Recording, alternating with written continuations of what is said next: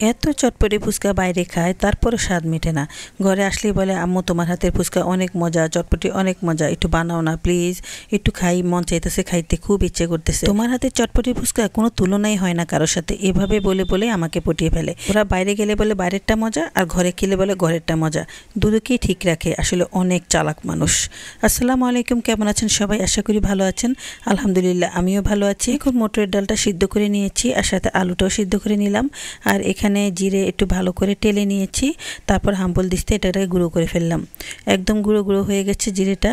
তো এখন এটা সাইডে রেখে দেব। আর এখানে কতগুলো শুকনো মরিচ নিয়ে নিয়েছি, আর শুকনো মরিচগুলো ভেজে সুন্দর করে এখন একটা পট ভরে রাখবো। আমি আসলে এতগুলো শুকনো মরিচ এখন খাবো না, এক মাসেটা একবারে ভেজে ফেলি। কারণ শুকনো মরিচ ভাজতে গেলে আমার অনেক বকাবকি শুনতে হয়, কারণ এগুলো থেকে অনেক সেন্ট হয় আর ওটাতে সবাই একটু কাশাকাশি করে আর আমাকে বকে। তাই আমি একটু একবারে মাসে একবারে একটু বকা শুনি আর ভালো করে একবারে ভেজে নিই। আমার মতো আপনারা কি বাসায় এরকম বকাবকি শুনেন? অবশ্যই জানাবেন। তো যাই হোক, এখন আমি এগুলোকে একদম হাতে ডোলে গুঁড়ো গুঁড়ো করে ফেলেছি। আর এখানে দেখেন কত সুন্দর একটা টেকনিকে আমি আলু ছুলছি। তো আলুগুলো ভীষণ গরম ছিল, আমি ধরতেও পারছিলাম না, তাই ভাবছি যে কাঁটা চামচ দিয়ে এভাবে সুন্দর করে আমি ছুলে নিই। বাস, আমার আর ধরতে হলো না। সুন্দর একটা আইডিয়া, তাই না? ছোটোবেলা আমি আমার দাদির মুখে শুনতাম, সবসময় বলতো যে বুদ্ধি থাকলে তেল কিনে সালায় ভরেও আনা যায়।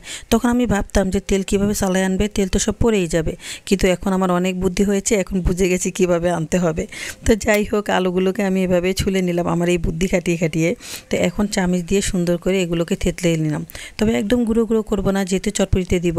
আর এখান থেকে আমি কিছুটা তুলে রাখছি, কারণ পুরোটা খাওয়া হবে না। তা আমি পুরোটা মাখাও করব না, তা আমি এই জন্য মশলা ছাড়াই অর্ধেকটা তুলে রেখেছি। আর বাকি অর্ধেকটা দিয়ে এখন আমি চটপটি বানিয়ে ফেলবো। তা আজকে আমি ফুচকাও বানাবো, চটপটিও বানাবো, মানে যার মন চাবে ফুচকা খাবে, যার মন চাবে চটপটি খাবে।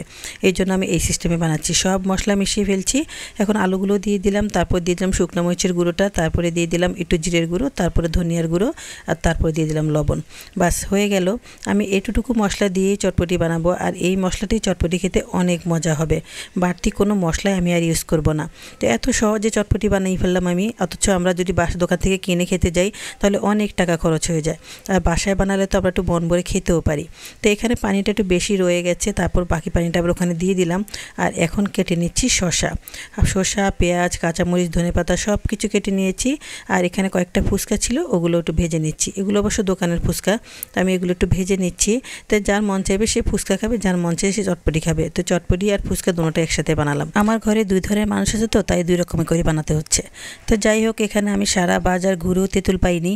আর তেঁতুল না পেয়ে কি আর করবো, তাহলে তেঁতুলের চাটনি নিয়ে এসেছি। আজকের তেঁতুল পানি এই চাটনি দিয়ে বানাবো। তো সামান্য একটু পানি দিয়ে দিয়েছি, তারপর দিয়ে দিলাম জিরের গুঁড়ো আর চিলি ফ্লেক্স।